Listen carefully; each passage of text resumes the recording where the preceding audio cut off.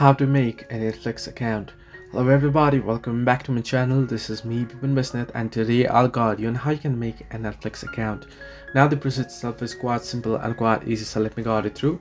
In order to make a Netflix account or to sign up from your Android device, you can simply head into your browser and you want to visit to this site here. I'll just type in netflix.com/sign up.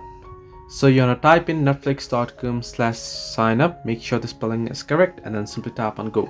Once you do so, you should be able to get into the page here where it will ask you to choose your plan. You can simply tap on next, and then you can choose the plan that's right for you. You can see the premium 4K plus HDR, standard that is 1080p, basic 720p, and mobile that is 480p. So you can choose it and then tap on next. You can tap on the particular plan that you want and then simply tap on next. And go ahead and finish setting up your account. Simply tap on next again, and then it'll ask you for email, and then add in a password that you wish to go through, and it'll take you through certain prompts, and you can go ahead and then create an account. So this way you can make a Netflix account. Hope this helped you. Do like and subscribe, and do not forget to leave a comment down below if you have any further issues.